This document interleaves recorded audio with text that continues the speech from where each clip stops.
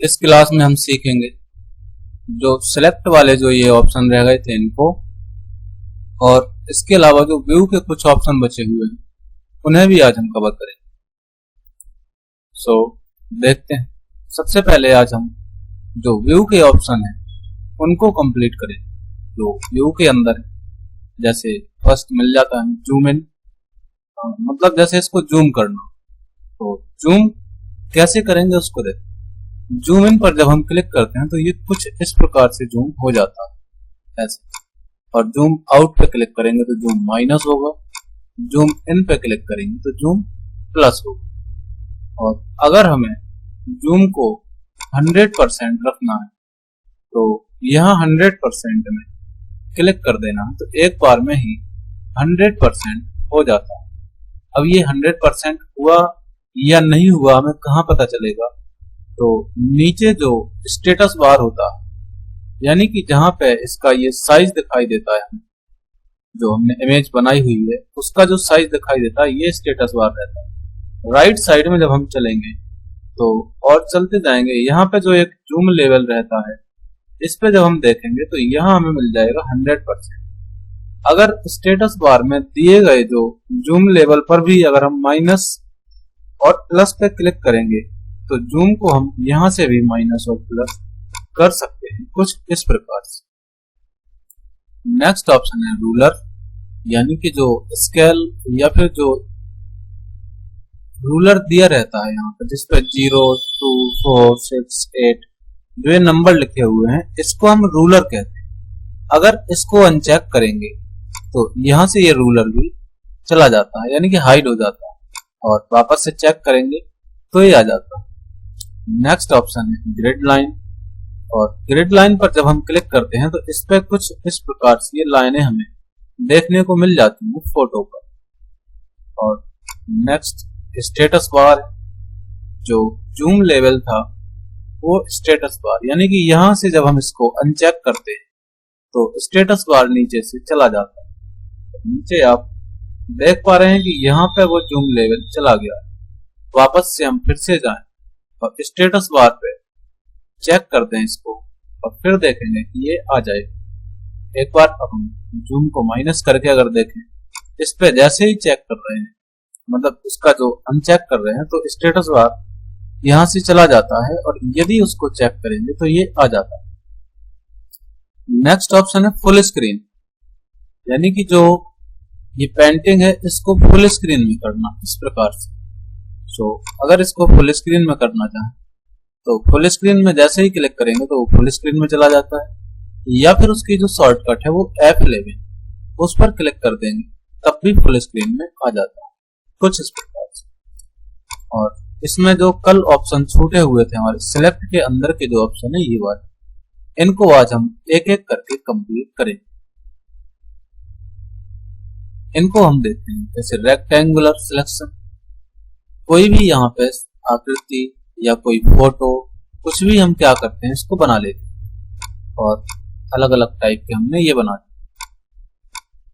और फिर हमने क्या किया, इन पे डिफरेंट टाइप भी हमने इसमें फिलअप कर दिया कुछ इस प्रकार से। और फिर हमने देखा कि जो रेक्टेंगुलर सिलेक्शन है, अगर इसको हम सिलेक्ट करते हैं तो जो शुरुआत से हम अभी तक सिलेक्ट करते रहे, इसको उठा करके जब लेके जाते हैं तो एक चीज हमें इसमें दिख जाती है, जितना सिलेक्ट किया हुआ था हमने वो पूरा यहाँ पे आ जाता है कुछ इस प्रकार से।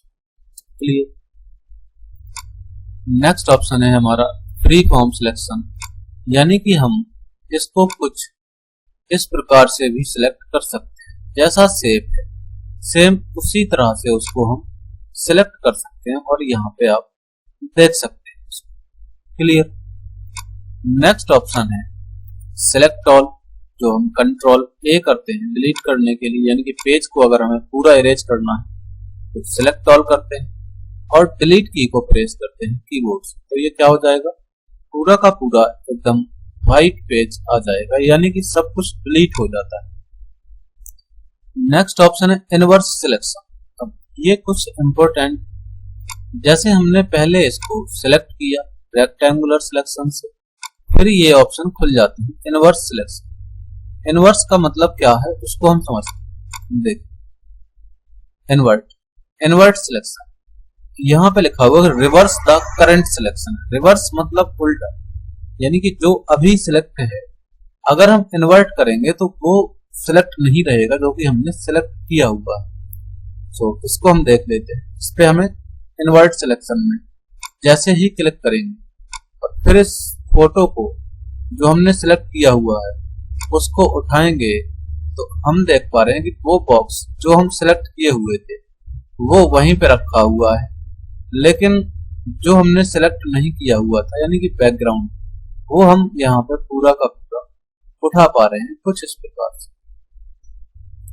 और नेक्स्ट ऑप्शन देख लेते हैं डिलीट का, यानी कि जितना हम सिलेक्ट करेंगे उसको हम आसानी से डिलीट कर सकते हैं यहाँ डिलीट पर क्लिक करके, कुछ ऐसा। नेक्स्ट ऑप्शन है ट्रांसपेरेंट सिलेक्शन। ट्रांसपेरेंट सिलेक्शन को अगर हम देखें तो यहाँ पे जब हमने इसको सिलेक्ट किया तो इस सिलेक्शन के साथ में बैकग्राउंड में व्हाइट कलर भी आया हुआ है। अगर हम इसमें ट्रांसपेरेंट सिलेक्शन में क्लिक कर दें और फिर रेक्टेंगुलर सिलेक्शन से ही सिलेक्ट कर लें और फिर इसको उठा के जब चलते हैं तो यहाँ पे वो जो व्हाइट कलर जो उसके बैकग्राउंड में आ रहा था वो नहीं आएगा, कुछ इस प्रकार से। क्लियर।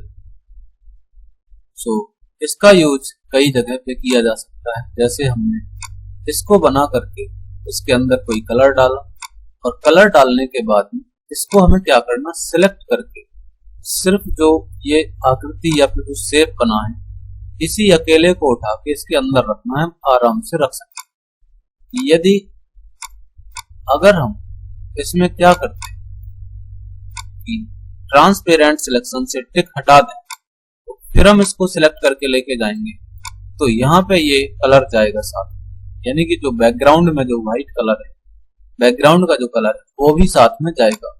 और यदि हम ट्रांसपेरेंट सिलेक्शन में क्लिक कर दें और फिर इसको उठा के लेके जाएं तो ऐसा कुछ नहीं होगा कि मतलब जो बैकग्राउंड में कलर है वो कलर जाएगा साथ में, वो क्या होगा, नहीं जाएगा।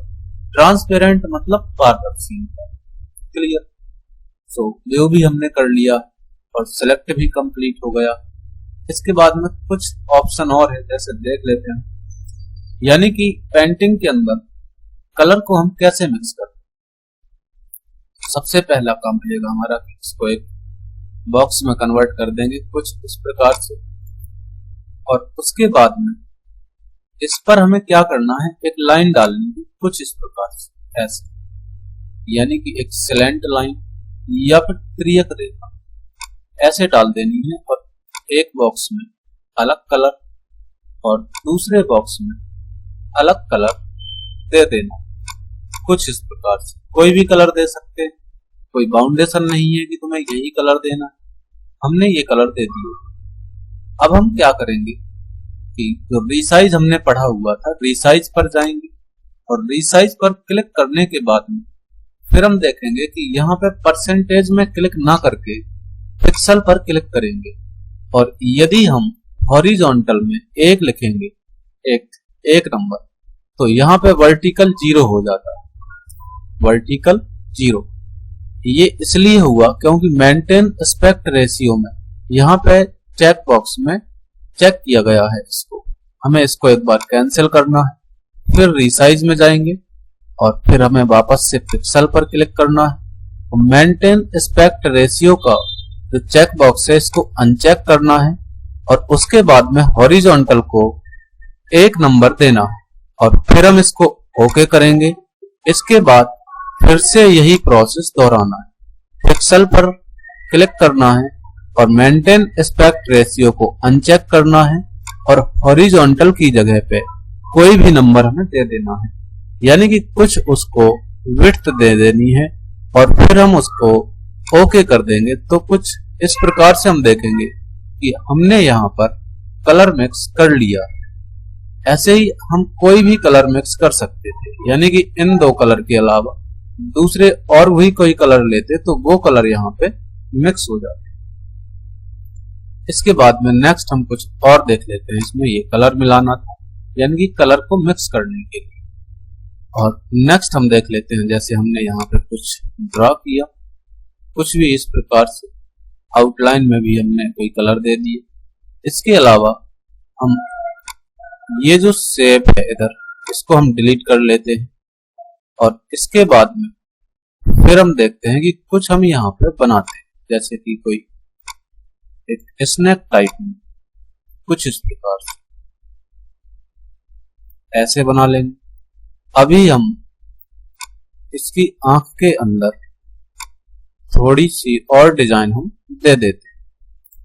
फिर इसके बाद में हमें कलर फिल कर देना है कुछ ऐसे, और यहां भी फिर हमने कलर फिल कर लिया। इसके अलावा यहां कोई भी कलर दे देते। फिर हमें क्या करना है, ट्रांसपेरेंट सिलेक्शन पर क्लिक करना है और उसके बाद में रेक्टेंगुलर सिलेक्शन से इसको सिलेक्ट करना है और फिर हम शिफ्ट के साथ में यानी कि शिफ्ट को प्रेस करेंगे और माउस का जो लेफ्ट की है उससे पकड़ के इसको खींचते जाएंगे कुछ इस प्रकार से। तो हम देखते हैं कि कुछ ऐसे डिजाइन हम बना पाते। क्लियर। और नेक्स्ट इसी में हम फिर से देख लेते हैं कि यहाँ पे हमने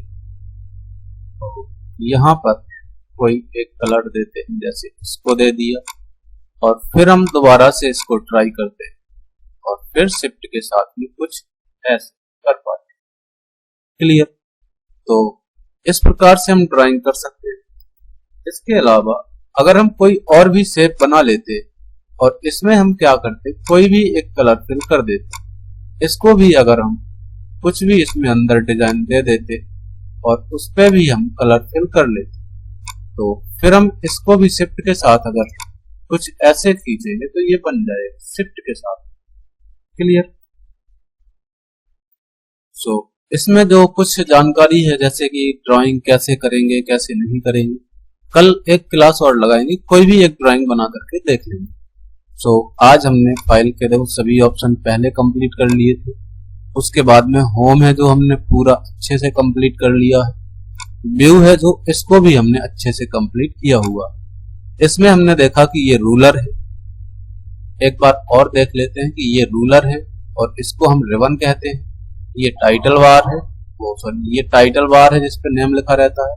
ये मेन्यू बार है। इसमें एक चीज है कि जो व्हाइट स्पेस है जिसपे अपन ये लाइन बना पाएंगे, ये नीचे तक और ये राइट साइड तक, ये पूरा क्या है, ये ड्राइंग एरिया है, या फिर इसी को हम कैनवास के नाम से भी जानते हैं। और नीचे जहां पे इसका साइज लिखा रहता है, ये इसको हम स्टेटस बार कहते हैं। और स्टेटस बार में ही राइट साइड में जूम लेवल होता है, जिससे हम जूम को प्लस और माइनस कर सकते हैं। इसके अलावा अगर हम देखेंगे तो इसी में राइट साइड में एक स्क्रॉल बार भी होता है, जिससे हम अपनी फोटो या फिर अपनी सीनरी जो भी हम चीज ड्रा करेंगे उसको अप डाउन कर सकते हैं। इसके अलावा नीचे साइड में एक हॉरिजॉन्टल स्क्रॉल बार भी होता है और राइट साइड वाले स्क्रॉल बार को हम वर्टिकल स्क्रॉल बार के नाम से जानते हैं। क्लियर। अब यहाँ पे है जो भी ऑप्शन थे लगभग सब कुछ हम कर चुके हैं। बाकी जो भी रह जाता है कल एक क्लास और लगाएंगे, उसमें हम बिल्कुल कंप्लीट कर देंगे।